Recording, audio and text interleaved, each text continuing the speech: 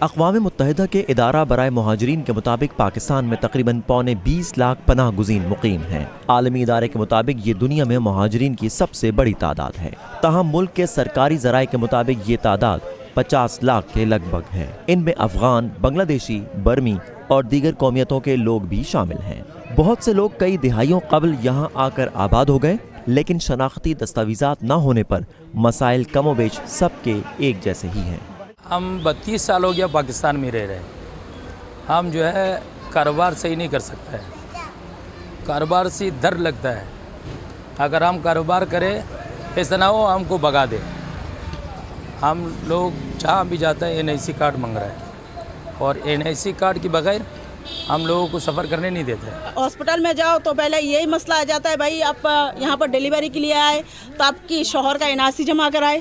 اب شوہر کا NRC نہیں ہے تو کہاں سے ڈیلیوری ہو، تو ان کو جو ہے نا ریجیکٹ کیا جاتا ہے۔ بڑا پریشانی اٹھانا پڑتا ہے، پیسے دے کے ڈبل ٹرپل پیسے دے کے تب جا کے ڈیلیوری کرنا پڑتا ہے۔ ان کو بھی ہم پاسپورٹ دلوائیں گے اور ID کارڈ دلوائیں گے۔ حال ہی میں پاکستان کے وزیر اعظم کی جانب سے افغان اور بنگلہ دیشی مہاجرین کو شہریت دینے کے اعلان اور اس پر سخت رد عمل کے بارے میں سیاسی تجزیہ کار مظہر عباس کہتے ہیں کہ ماضی میں کیے گئے ایسے دعووں پر آج تک عمل نہ ہو سکا۔ ماضی میں پاکستان نے ایک مرتبہ کوشش کی تھی کہ بنگالیوں کو، اور خود بنگالیوں نے بہت سی کوشش کی کہ وہ واپس بنگلہ دیش چلے جائیں، تو بنگلہ دیش کی حکومت نے یہ کہہ کر انکار کر دیا کہ یہ ہمارے شہری نہیں ہیں۔ جو بچہ آج سے 30 سال پہلے پیدا ہوا ہوگا وہ اس نے افغانستان تو نہیں دیکھا، اس نے پاکستان دیکھا ہے، لیکن اس کے جو پیرنٹس یہاں رہتے ہیں وہ اب بھی افغان شہری ہیں۔ تو اس میں اس چیز کو ایک انسانی ہمدردی کے طور پہ تو ضرور دیکھا جائے گا اور دیکھنا چاہیے، لیکن اس کا حل نکالنا چاہیے، اور اس کے حل کے لیے ملک میں اتفاق رائے بہت ضروری ہے۔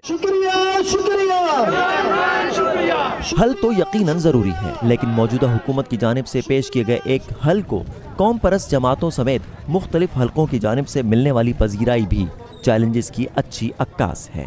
ملک میں سٹیزنشپ ایکٹ موجود ہے، اس کے مطابق جو ہے اس پہ ہم یقین رکھتے ہیں۔ بہت سمپل بات ہے، مطلب آپ ایک غیر قانونی آدمی کو کیسے کہیں گے کہ میں نے دینی ہے؟ ہیومینیٹیرین گراؤنڈز پہ جو آپ بات کرتے ہیں تو یہ تو پھر آپ فلڈ گیٹس کھول دیں گے لوگوں کے لیے۔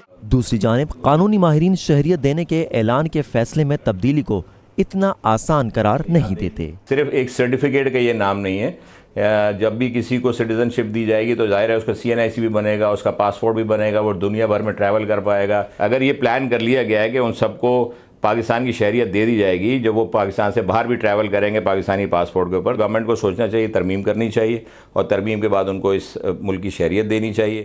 ماہرین کا کہنا ہے کہ سیاسی مخالفت اور قانونی پیچیدگیوں کا شکار یہ مسئلہ اتنا آسان نہیں کہ دہائیوں سے شناخت سے محروم ان پناہ گزین مہاجرین کے مسائل فوری حل اور ان کے بچوں کا مستقبل محفوظ ہو سکے۔ محمد ثاقب، اردو VOA، کراچی۔